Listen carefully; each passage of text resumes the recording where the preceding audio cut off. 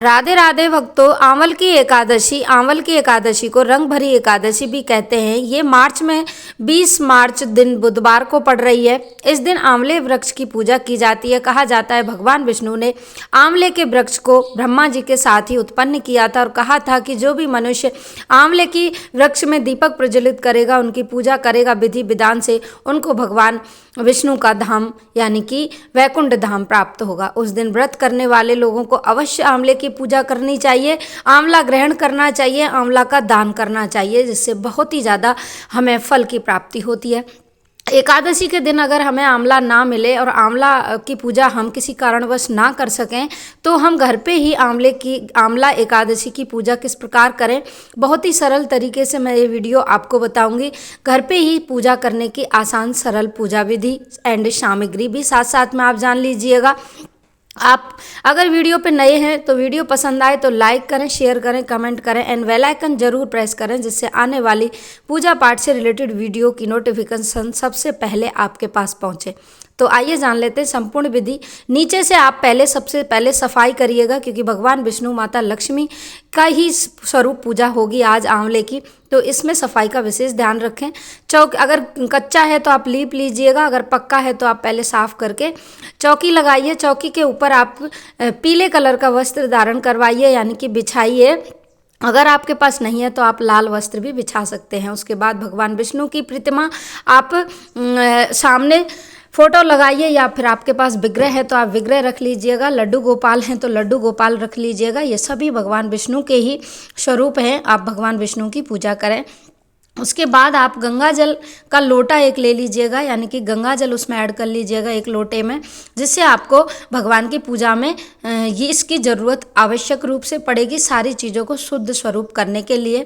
किसी भी पूजा में, किसी भी देवी देवता की पूजा में गंगा जल का विशेष स्थान होता है। उसके बाद आती है गणेश जी की बारी।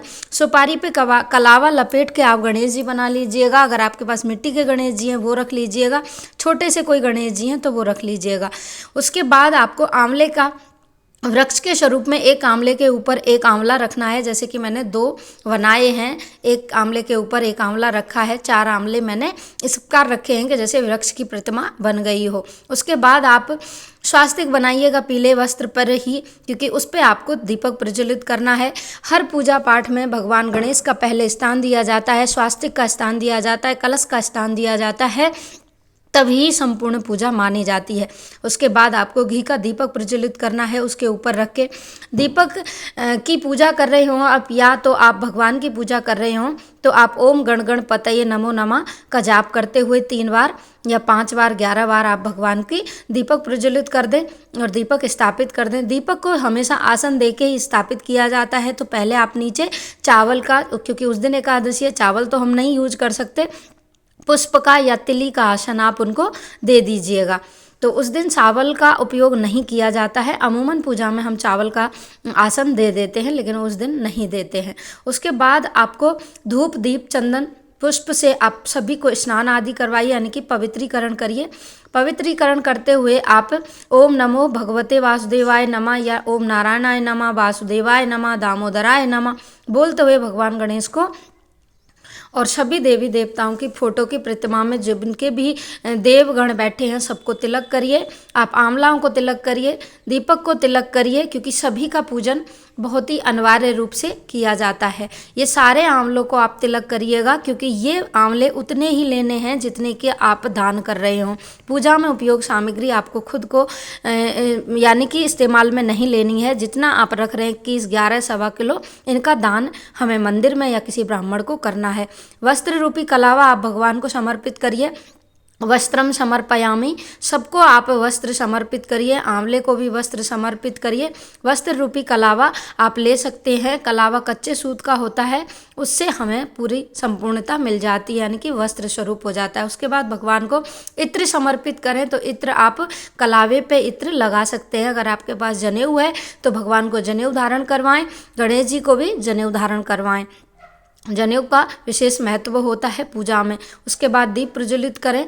दीप देसी गाय का घी का हो तो बहुत ज़्यादा सर्वोत्तम है, अगर नहीं है तो आप यानी कि भैंस का घी भी ले सकते हैं जो आप रेगुलर पूजा में उपयोग कर रहे हैं। उसके बाद पुष्प समर्पित करें। संपूर्ण देवी देवताओं को पीले पुष्पों का उस दिन विशेष महत्व होता है।